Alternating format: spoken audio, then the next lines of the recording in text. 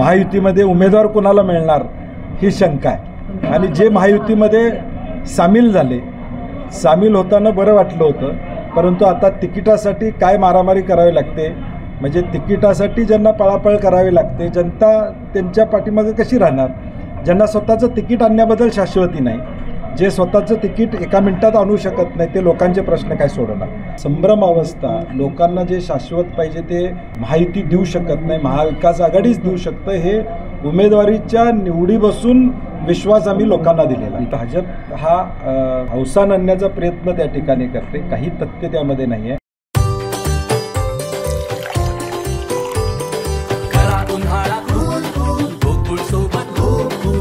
गोकुळ सोबत गोकुल।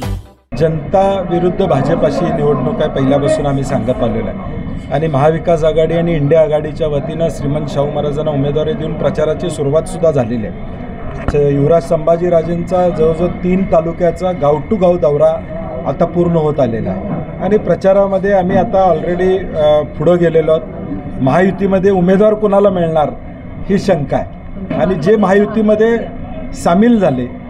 सामील होताना बरं वाटलं होतं, परंतु आता तिकिटासाठी काय मारामारी करावी लागते, म्हणजे तिकिटासाठी ज्यांना पळापळ करावी लागते, जनता त्यांच्या पाठीमागे कशी राहणार? ज्यांना स्वतःचं तिकीट आणण्याबद्दल शाश्वती नाही, जे स्वतःचं तिकीट एका मिनिटात आणू शकत नाही, ते लोकांचे प्रश्न काय सोडवणार?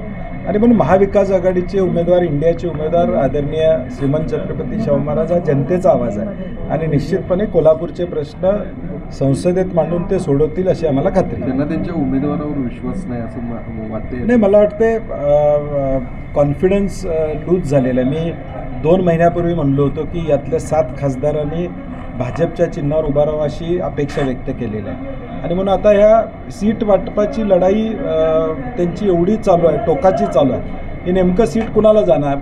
शिवसेनेला म्हणजे शिंदे गटाला जाणार का भाजपला जाणार? हा वाद अजून मिटलेला नाही आहे आणि मला वाटते संभ्रम अवस्था, लोकांना जे शाश्वत पाहिजे ते महायुती देऊ शकत नाही, महाविकास आघाडीच देऊ शकतं, हे उमेदवारीच्या निवडी बसून विश्वास आम्ही लोकांना दिलेला। एकीकडे तुम्ही कोल्हापुरात आघाडी घेतली, प्रचार सुरुवात झालेली आहे, अनेक दौरे देखील पूर्ण झालेत, मात्र तिकडं हातकणंगले थंड पडलेला आहे। तिथं अद्याप राजू शेट्टींच्या भूमिकेमुळे अजूनही महाविकास आघाडी तिथं प्रयत्न करतात दिसते। नाही, काल जयंत पाटील साहेब आमची एक बैठक झालेली आहे, जयंत पाटील साहेबांनी काही त्याच्याबद्दल वक्तव्य केलेलं आहे आणि मी पहिल्यापासून सांगत आलो आहे की राजू शेट्टींची चर्चा आदरणीय उद्धवजी ठाकरे साहेबांच्याबरोबर चालू आहे, शिवसेनेला ती जागा आणि म्हणून जोपर्यंत आज देखील शिवसेनेची यादी डिक्लेअर झाली त्यामध्ये हातकणंगलेचा कुठेही उल्लेख नाही आणि मला वाटते वरिष्ठ पातळीवर शेवटपर्यंत काही चर्चा असतात, वंचितबरोबर चर्चा करण्याचा प्रयत्न सकाळपर्यंत अगदी चालू होता आणि म्हणून मला वाटते हा देखील निर्णय येणाऱ्या 1-2 दिवसामध्ये ठरेल आणि पलीकडचा तर उमेदवार कुठं अजून निश्चित आहे।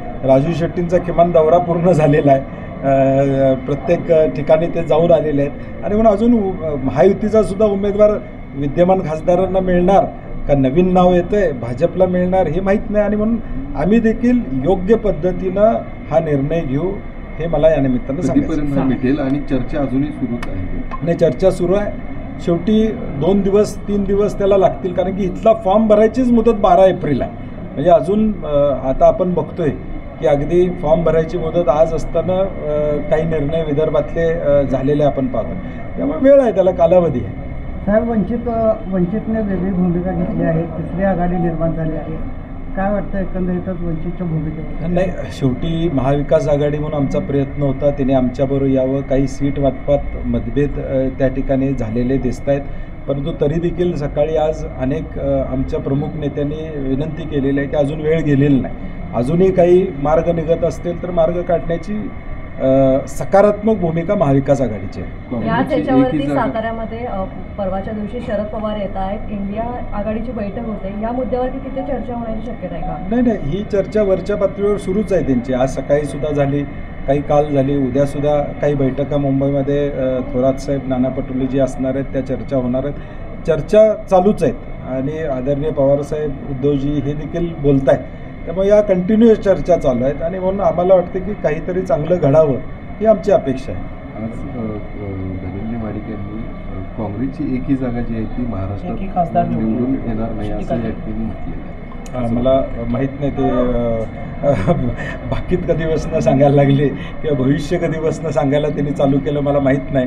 मला वाटते मग माझी कुंडली पत्रिका घेऊन त्यांच्याकडे जावं लागेल विचारायला की बाकीत कधी बसणं भविष्यवाणी सांगायला लागला. आणि जर येत नाही मग 5 टप्प्यात कशासाठी या निवडणुका महाराष्ट्राच्या लावल्या, मग नेते मंडळी फोडायचं काम का चालू आहे, उसेंडींचा प्रवेश का केला, अशोक चव्हाणांना का घेतलं, मिलिंद देवरांना का घेतलं, असे अनेक प्रश्न आहेत. आणि भाजप हा अवसान आणण्याचा प्रयत्न त्या ठिकाणी करते, काही तथ्य त्यामध्ये नाही आहे. हे होणार नाही हे सगळं लोकांना माहिती आहे. लोक वाट बघत होते भाजपच्या उलटं मतदान करायला आणि ती संधी आम्हाला जनतेला आता मिळालेली आहे. अशाच नवनवीन अपडेट पाहण्यासाठी आमच्या KK न्यूज चॅनेलला सबस्क्राईब करा.